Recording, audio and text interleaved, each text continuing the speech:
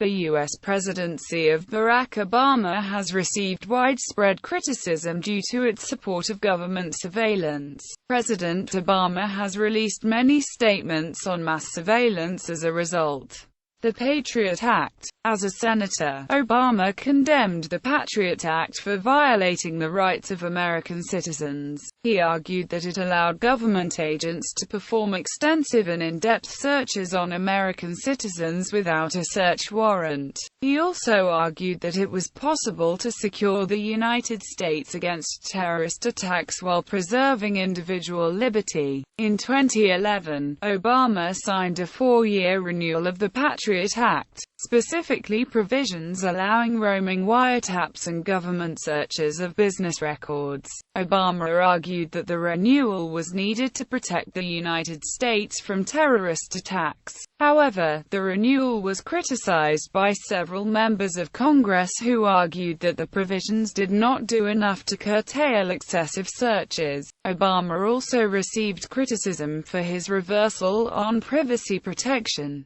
Initial reaction to NSA mass surveillance leaks. In June 2013, reports from a cache of top-secret documents leaked by ex-NSA contractor Edward Snowden revealed that the U.S. National Security Agency and its international partners had created a global system of surveillance that was responsible for the mass collection of information on American and foreign citizens.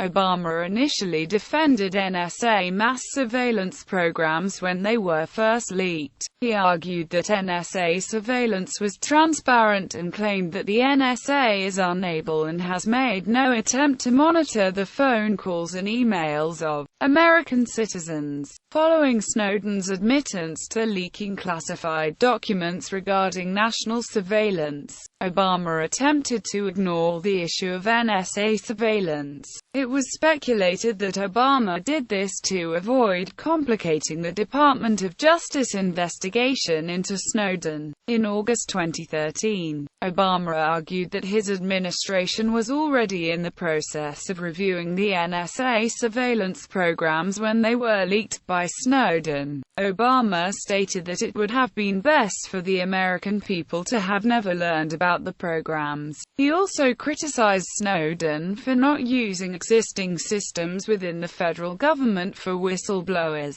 The latter statement was criticized as Snowden would have been directed to one of the committees responsible for protecting the secrecy of NSA surveillance if he had used the existing whistleblower system. However, he also promised to make public information about government surveillance and work with Congress to increase public confidence in the government. January 17, 2014 speech. On January 17, 2014, President Obama gave a public address on mass surveillance. During this speech, Obama promised increased restrictions on data collection of American citizens, which would include the requirement of court approval for searches of telephone records. In addition, Obama called for increased oversight and admitted the dangers NSA surveillance posed to civil liberties. Reactions. Obama's speech was criticized for being deliberately vague and not going far enough to protect civil liberties. Representatives for Google, Facebook and Yahoo stated that Obama's proposed reforms represented positive progress,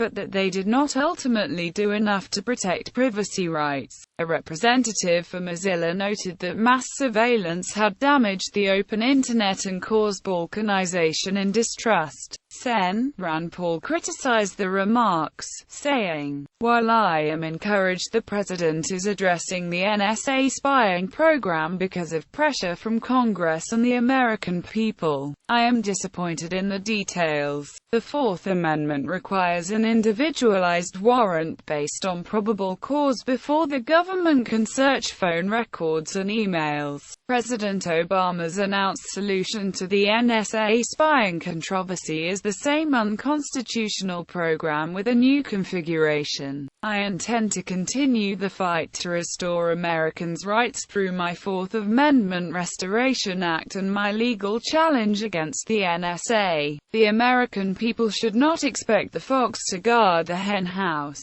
Dianne Feinstein, a member of the Senate Intelligence Committee, stated that all but 2 or 3 of the members of her committee support Obama. Likewise, she criticized privacy people for not understanding the threat terrorists pose to the United States. Mike Rogers, the chair of the House Intelligence Committee, praised Obama's stance on NSA surveillance. Peter King, another member of the House Intelligence Committee, questioned the need for the proposed reform of NSA surveillance, but admitted that they were necessary to calm down the ACLU types.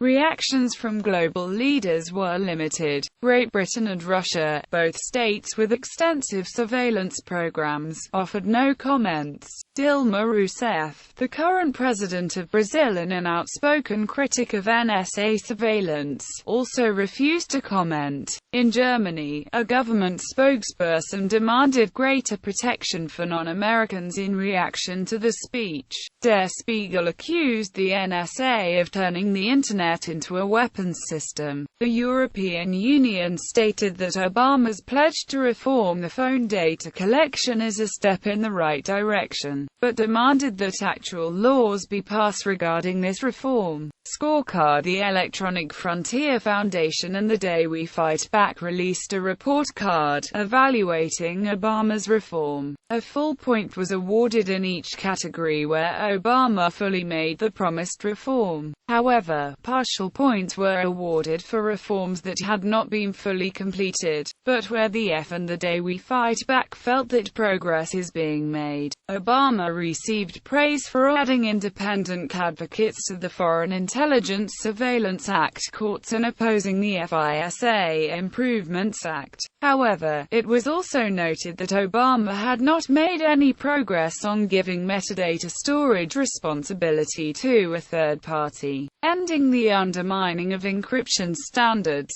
increasing transparency within the NSA and protecting whistleblowers. Statements to the German people. On January 18, Obama spoke to ZDF in an attempt to improve the United States' relations with Germany, which a German Foreign Office official said were worse than the low point in 2003 during the Iraq War, due to the surveillance leaks. Obama promised that he would not let revelations about mass surveillance damage German-American relations and admitted that it would take a long time for the United States to regain the trust of the German people. However, he maintained that the surveillance was necessary for international security. German reactions to the speeches given by Obama on January 17 and 18 ranged from skeptical to outright hostility. Members of the German media argued that they were hopeful that Obama would bring about needed reform. However, they also noted that his statements were vague and argued that they did not represent legitimate reform. Many German political leaders responded with outright hostility. Thomas Oppermann, the chairman of the German Social Democrats, demanded a no-spy treaty and stated that American surveillance constituted a crime. The German Attorney General argued that there were grounds for a criminal investigation into the NSA's tapping of Angela Merkel's cell phone. Proposed overhaul of NSA phone surveillance programs. On March 25, 2014, Obama promised to end the NSA's collection and storage of bulk phone call data. Despite this promise, his administration continued to seek reauthorization of the telephony metadata program. It is approved every 90 days by the FISC, with the most recent authority set to expire June 1, 2015. In a plan submitted by the Obama administration to Congress, the NSA would be required to conduct searches of data at phone companies. They would also need to receive a warrant from a federal judge to conduct the search. The overhaul proposal received support from the American Civil Liberties Union. A representative of the organization claimed that it was a crucial first step in reining in NSA surveillance. The overhaul was criticized by several officials, however, because it would force telephone carriers to store customers' metadata that they previously not legally obligated to keep. Reactions from the carriers were generally positive. A representative of Sprint Corporation stated that the carrier was examining the president's proposal with great interest. As of March 2015, the administration's proposals have not been implemented and the NSA retains the authority to collect and store telephone record metadata.